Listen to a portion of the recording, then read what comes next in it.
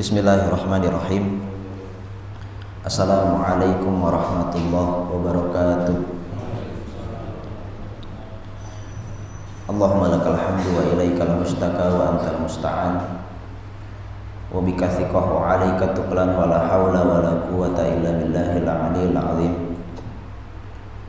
Allahumma salli ala sayyidina Muhammadin wa ala alihi wa sahbihi wa man sara ala nahjihi wa taba'a sunnatahu ila yaumiddin. Rabbi shrah li sadri wa yassir li amri wa hlul 'uqdatam min lisani yafqahu qawli. Allahumma anfa'na bima 'allamtana wa 'allimna ma yanfa'una warzuqna ilman yanfa'una amin. Allahumma bika asbahna wa bika amsayna wa bika nahya wa bika namutu wa ilaikan nusyur. Hadirin yang dirahmati Allah,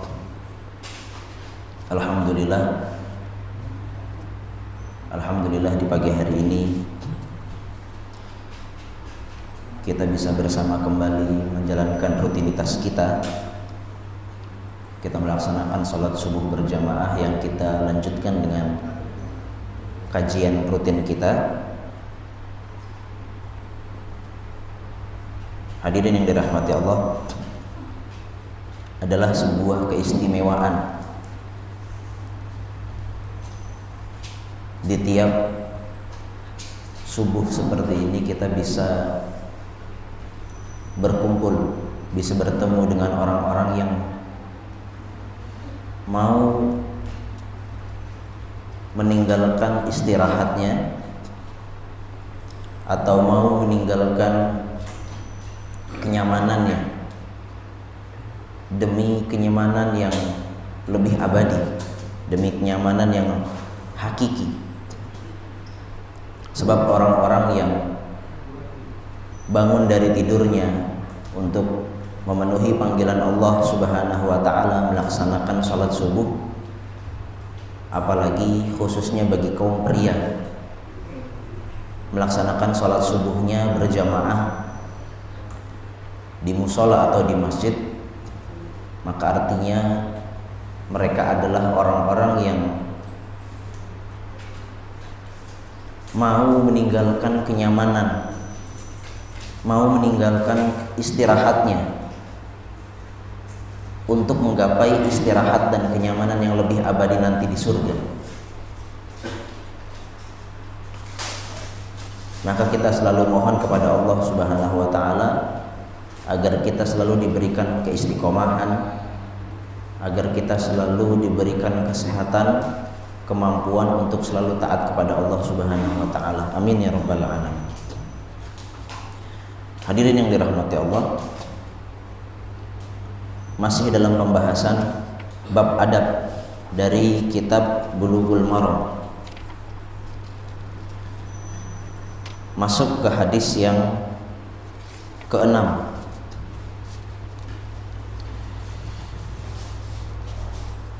Wa an Ibni Abbas radhiyallahu anhu qala Rasulullah sallallahu alaihi wasallam idza akala ahadukum ta'aman fala yamsah yadahu hatta yal'aqaha aw yul'iqaha, muttafaqun alaihi. Hadis ini diriwayatkan oleh sahabat Ibnu Abbas radhiyallahu anhu. Beliau meriwayatkan hadis ini dari Rasulullah sallallahu alaihi wasallam, di mana Rasulullah sallallahu alaihi wasallam bersabda, idza akala ahadukum ta'aman, apabila seseorang di antara kalian makan sebuah makanan, fala yamsah yadahu hatta yal'aqaha aw yul'iqaha, maka janganlah setelah ia selesai makan, janganlah ia membersihkan atau mencuci tangannya sampai dia menjilat tangannya, menjilat-jilat tangannya, atau dijilatkan tangannya oleh orang lain. Hadis ini muttafaqun alaihi, diriwayatkan oleh Imam Bukhari dan juga Imam Muslim dalam kitab sahih mereka. Hadis ini, hadirin yang dirahmati Allah, juga diriwayatkan dengan redaksi-redaksi yang serupa, yang mirip. Dalam beberapa riwayat disebutkan kana Rasulullah sallallahu alaihi wasallam ya'kulu bi thalathi asabi' wa yal'aqa yadahu. Dalam hadis yang lain, riwayat yang lain disebutkan bahwasanya Rasulullah sallallahu alaihi wasallam apabila makan beliau menggunakan dengan 3 jarinya, menggunakan dengan tiga jari. Wa yal'aqa yadahu, dan kemudian setelah selesai makan beliau menjilati tangan-tangannya ini, menjilati 3 jarinya yang tadi digunakan untuk makan. Dalam riwayat yang lain juga redaksinya mirip, ya'kulu bi thalathi asabi' fa idza faragha la'iqaha. Bahwasanya Rasulullah SAW makan dengan 3 jarinya, dan apabila telah selesai dari makan beliau menjilat tangan-tangannya tersebut. Dalam hadis yang lain juga, riwayat yang lain yang serupa disebutkan anna Nabiya sallallahu alaihi wasallam amara bilaqil asabi' was-sahfah. Bahwasanya Rasulullah sallallahu alaihi wasallam memerintahkan atau menganjurkan kita untuk menjilat jari atau tangan kita setelah kita makan, dan juga menjilat wadah atau nampan atau piring yang kita gunakan untuk makan. Kemudian beliau berkata, selanjutnya beliau berkata, waqala innakum la tadruna fi ayyihil barakah. Mengapa kita diperintahkan untuk menjilat tangan kita yang masih ada sisa makanan tersebut, dan juga menjilat atau mengumpulkan makanan-makanan yang masih tersisa di piring atau nampan kita? Sebabnya adalah innakum la tadruna fi ayyihil barakah. Sebab kita tidak tahu, sebab ia tidak tahu di makanan yang mana yang terdapat keberkahan. Dalam riwayat yang lain yang serupa redaksinya dengan hadis yang kita bahas pada pagi hari ini adalah idza waqa'at luqmatu ahadikum falyakhudha falyumti ma kana min adza walyakulha wa la yad'aha lisyaitan wa la yamsah yadahu bil mindil hatta yal'aqa asabi'ahu fa innahu la yadri fi ayyi ta'amihil barakah. Apabila makanan kalian jatuh, falyakhudha, maka segeralah untuk mengambilnya. Falyumti makana min adza falyakulha, dan kemudian setelah diambil makanan yang jatuh tadi dibersihkan apabila ada kotorannya, kemudian dimakan, walyakulha. Nah, ini menunjukkan bahwasanya perkataan kita biasanya mengenal kalau makanan jatuh ambil, belum 5 menit. Ini menunjukkan dia ada dasarnya. Ternyata ada dasar syariatnya. Biasanya kita sering mengenal ambil makanannya belum 5 menit. Ini ternyata ada dasarnya. Bahkan kalau kita memperhatikan beberapa ucapan kebiasaan kita di masyarakat kita ini, memang ternyata ada anjurannya atau ada dasarnya di syariat. Contohnya adalah jangan main, anak-anak biasa kita mengatakan kepada anak-anak, jangan main di waktu maghrib, jangan keluar di waktu maghrib, atau bagaimana, atau yang semisalnya. Sebab benar dalam beberapa hadis disebutkan bahwasanya setan itu berkeliaran di waktu maghrib. Maka dari itu dianjurkan untuk menutup pintu rumah kita, tidak membiarkan pintu rumah kita terbuka.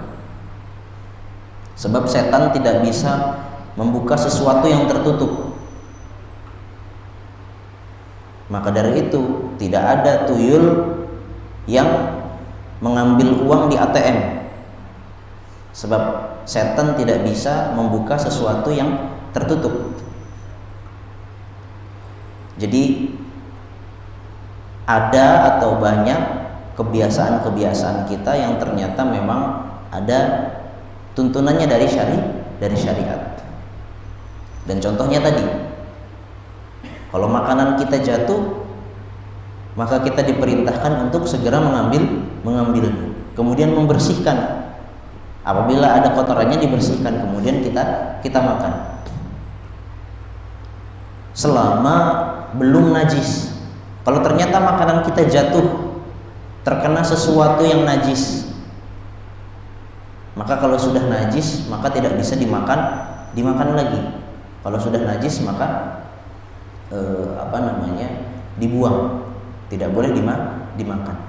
Walaupun beberapa ulama mengatakan kalau sudah najis atau tidak bisa dimakan lagi, jangan kemudian dibiarkan begitu saja. Wala yada'aha li syaitan. Dalam lanjutan hadis ini disebutkan wala yada'aha li syaitan. Jangan ditinggalkan makanan tersebut untuk setan.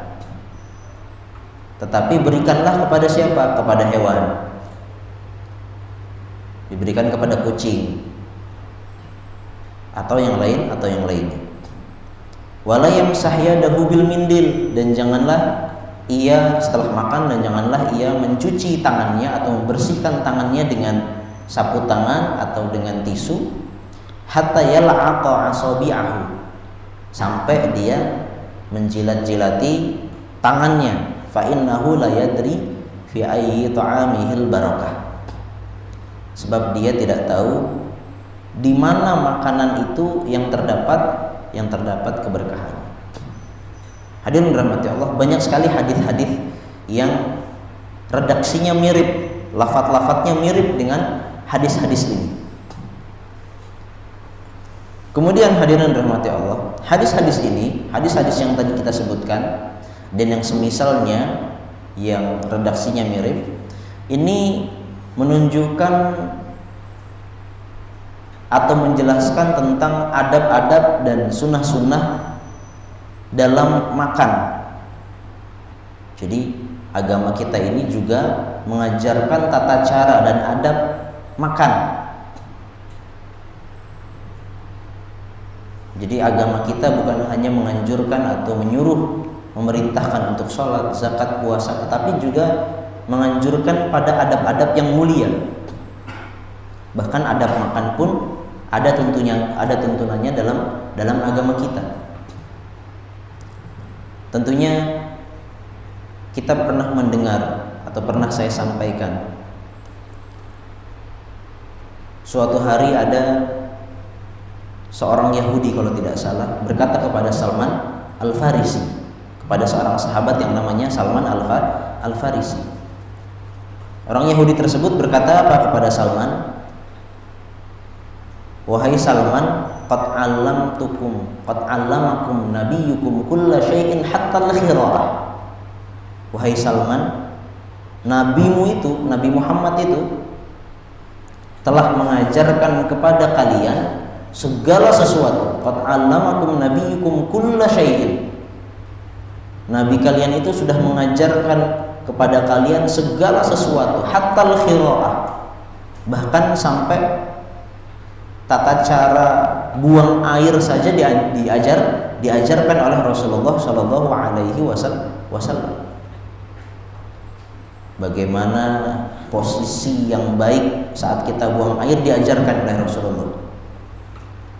Media apa yang digunakan untuk bersuci diajarkan oleh Rasulullah.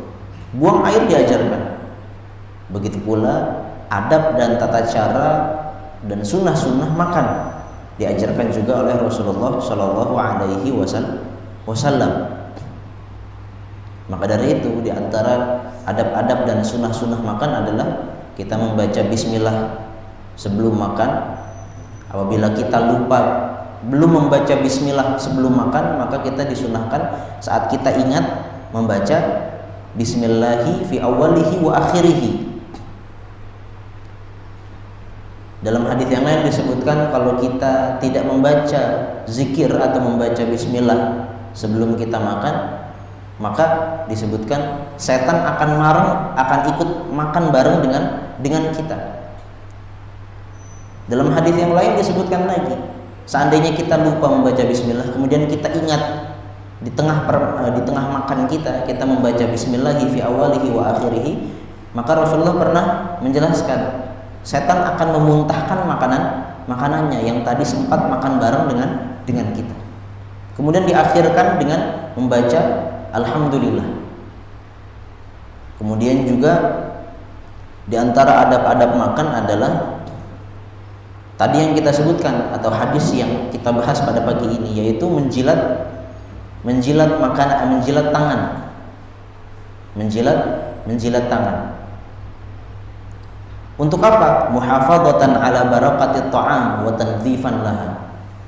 Yang mana sebabnya adalah untuk menjaga keberkahan. Artinya menjilat makanan ini bukan sesuatu yang menjijikkan.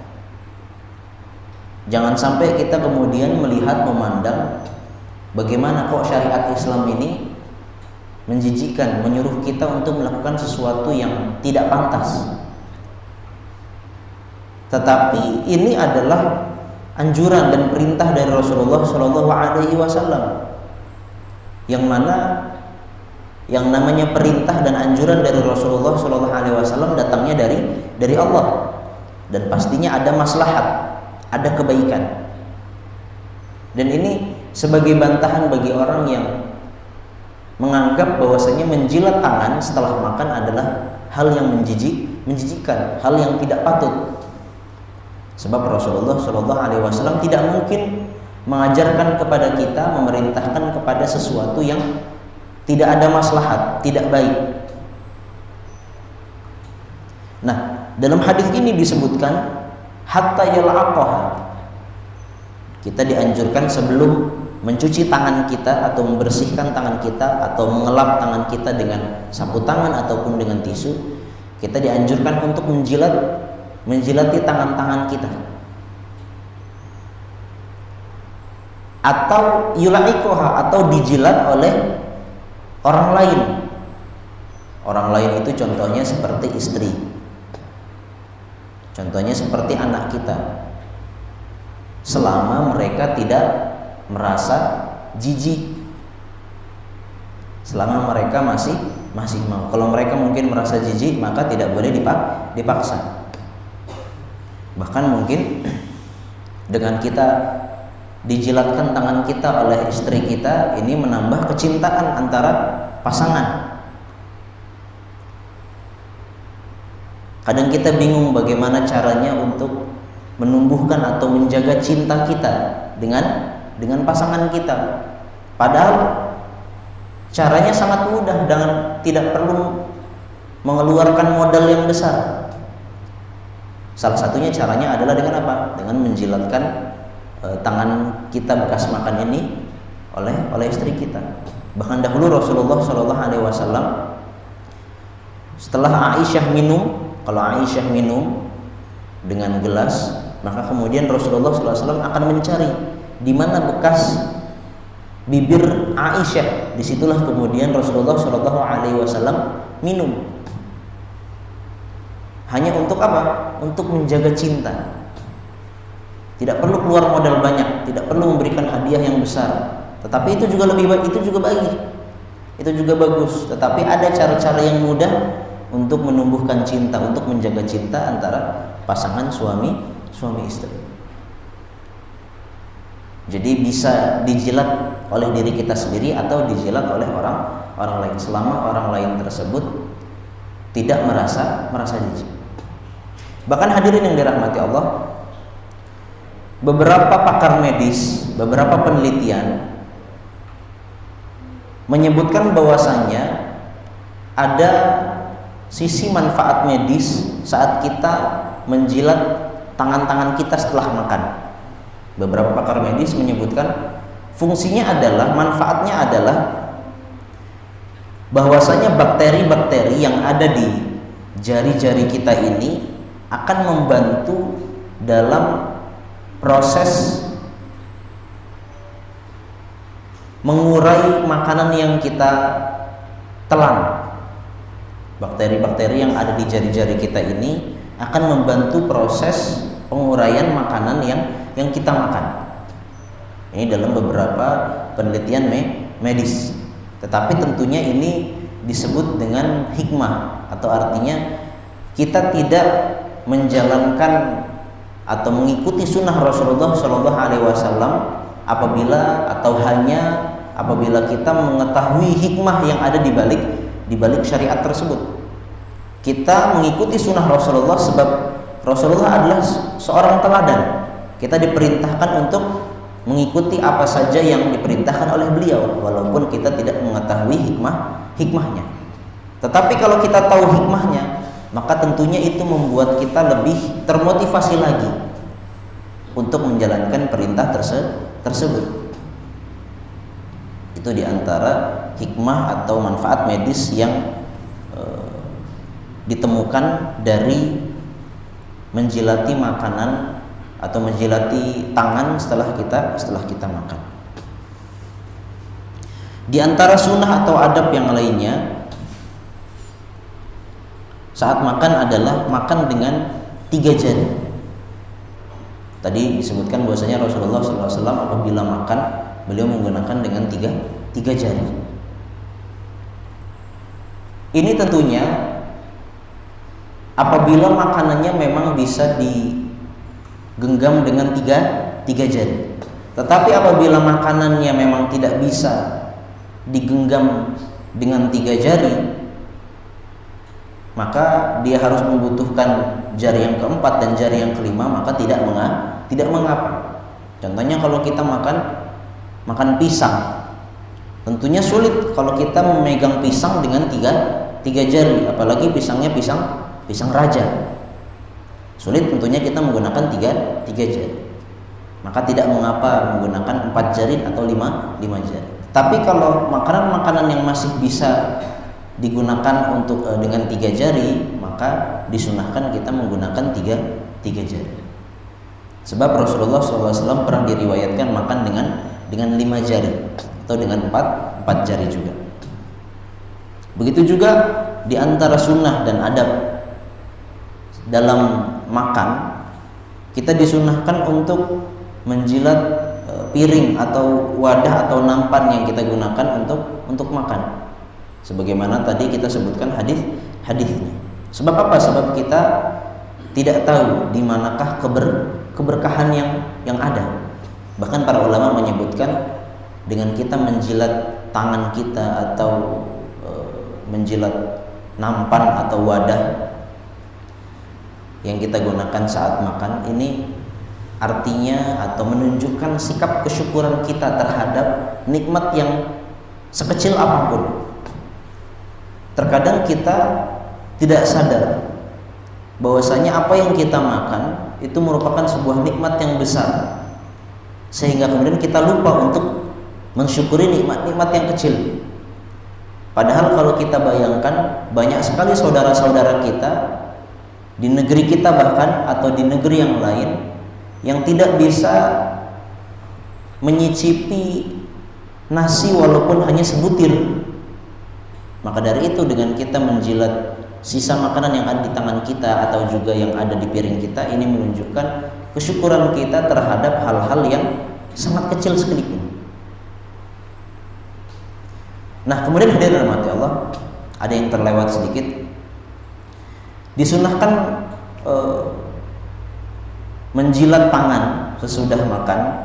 Menjilat tangan ini apabila setelah selesai makan. Adapun menjilat tangan di tengah-tengah kita masih makan, ini hukumnya dihukumi makruh oleh para ulama. Sebab apa? Sebab air liur kita ini nanti bisa merusak makanan. Atau apabila kita mungkin dalam keadaan makan bersama-sama dalam satu nampan, biasanya kalau orang Arab mereka makan dalam satu nampan, 3-4 porsi biasanya dalam satu nampan, atau mungkin bahkan dalam porsi yang lebih besar tapi dalam satu nampan. Seandainya kita mengecap atau menjilat tangan kita di tengah kita makan, belum selesai, kita sudah menjilat terlebih dahulu, kemudian kita makan lagi, ini orang-orang nanti akan merasa jijik, sebab air liurnya akan kembali ke makanan tersebut.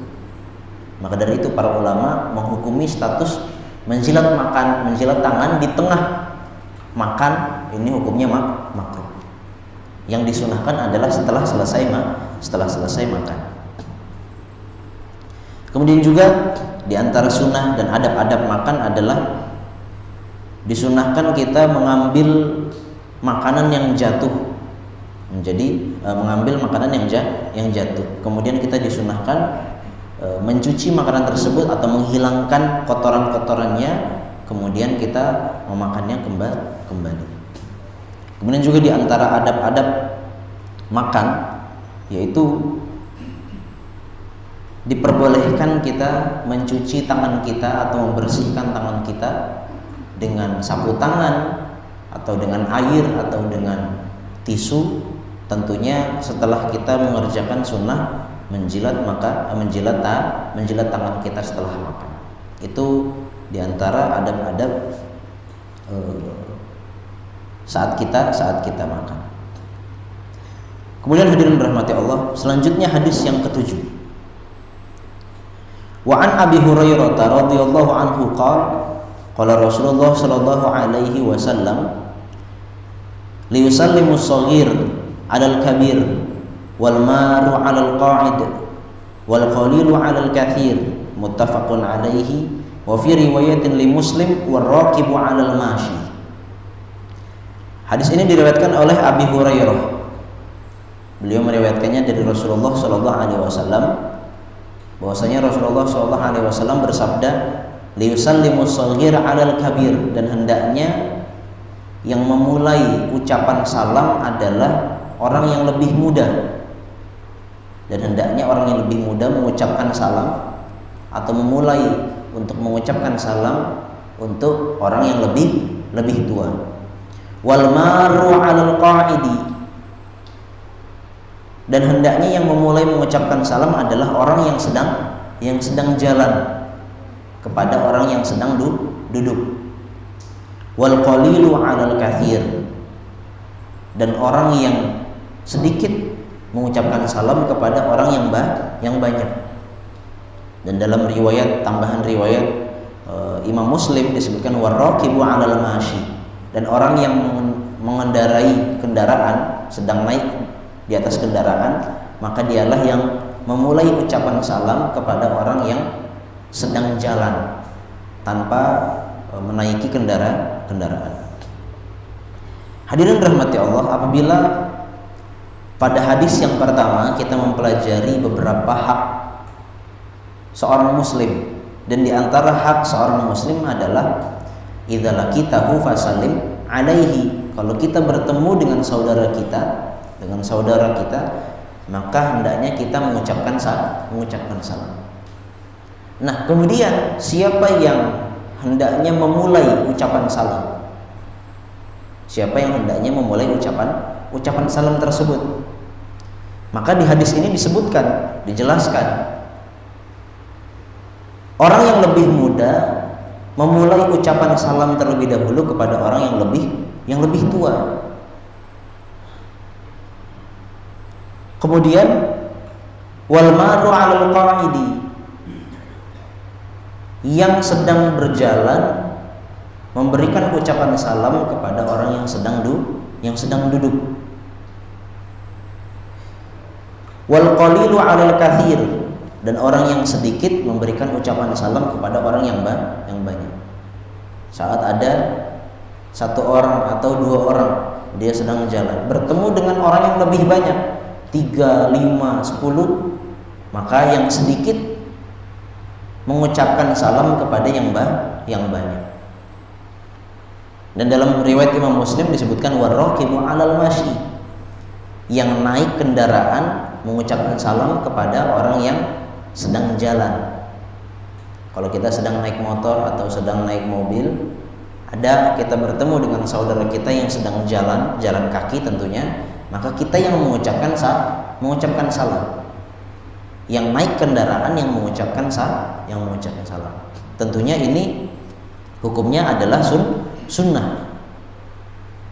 Yang lebih muda mengucapkan salam kepada yang lebih tua ini hukumnya adalah sunnah. Artinya kalau dikerjakan sebaliknya, kalau yang lebih tua mengucapkan salam kepada yang lebih muda, kemudian yang sedang duduk mengucapkan kepada yang sedang jalan, kemudian yang lebih banyak mengucapkan salam kepada yang sedikit, atau yang sedang jalan kaki mengucapkan salam kepada yang sedang naik kendaraan, ini hukumnya adalah khilaful aula.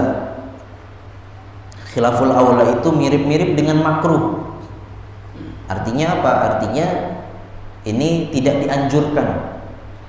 Sebab yang lebih utama yang tadi yang disebutkan di dalam hadis. Kalau kita menyelisihi, meninggalkan apa yang diperintahkan oleh hadis di dalam hadis tersebut, dan yang berada di dalam hadis tersebut perintahnya berupa hukumnya sunnah atau anjuran, maka kalau kita mengerjakan sebaliknya, kita tinggalkan, maka hukumnya adalah khilaful aula. Kita menyelisihi sesuatu yang lebih utama, yang lebih afdal.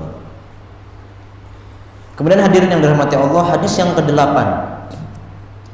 Wa an Aliin radhiyallahu anhu qala Rasulullah sallallahu alaihi wasallam yujzi'u 'anil jama'ati idza marru an yusallima ahaduhum wa yujzi'u 'anil jama'ati an yarudda ahaduhum, rawahu Ahmad wal Baihaqi.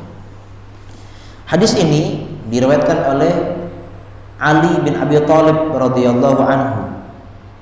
Beliau berkata bahwasanya Rasulullah sallallahu alaihi wasallam bersabda, yujzi'u 'anil jama'ati idza marru an yusallima ahaduhum. Kalau ada rombongan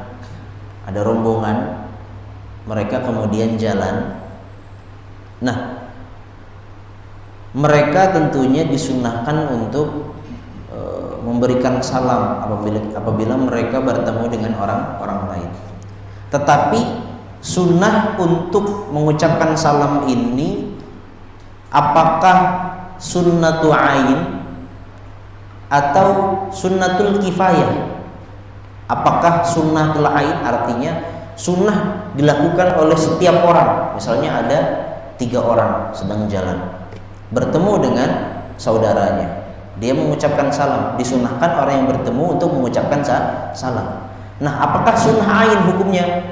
Artinya sunnah ain 3 orang ini 3-3-nya harus mengucapkan salam untuk mendapatkan sunnahnya. Artinya 3 orang ini mengucapkan assalamualaikum 3 orang. Atau hukumnya sunnatul kifayah. Sunnatul kifayah artinya kalau sudah ada 1 orang yang mengucapkan, maka tentunya anjuran sunnah tadi menjadi gugur. Artinya cukup hanya 1 orang saja.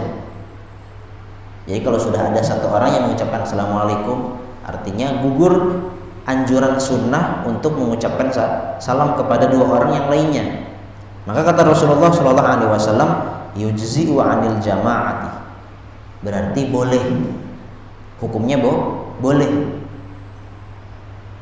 Kalau 1 orang sudah mengucapkan berarti sudah boleh, sudah cukup. Dan tentunya pasti kita berlomba-lomba dengan teman kita untuk mengucapkan salam. Artinya kalau 3 orang ternyata mengucapkan salam, mereka berlomba-lomba untuk menuju kepada kebaikan, maka hukumnya juga boleh, bahkan lebih baik. Wa yujzi'u 'anil jama'ati an yarudda ahaduhum. Begitu juga apabila misalnya ada rombongan 3 orang, ada orang yang mengucapkan salam kepada rombongan tersebut, maka hukumnya adalah wajib untuk menjawab. Tetapi kewajiban tersebut apakah wajib ain atau wajib kifayah? Apakah wajib semuanya menjawab atau cukup 1 orang saja? Cukup sebagian orang saja? Maka kata Rasulullah SAW, wa yujzi'u 'anil jama'ati an yarudda ahaduhum. Kalau sudah ada sebagian atau 1 yang menjawab dari salam tersebut, maka itu sudah cukup. Maka itu sudah menggugurkan kewajiban menjawab salam bagi yang lainnya. Ini adalah adab dalam kita mengucapkan atau menjawab salam. Hadirin yang dirahmati Allah, itulah pelajaran kita pada pagi hari ini. Mudah-mudahan bermanfaat, mudah-mudahan bisa menjadi pedoman kita dalam kehidupan sehari-hari. Subhanakallahumma wa bihamdika asyhadu an la ilaha illa anta astaghfiruka wa atubu ilaik.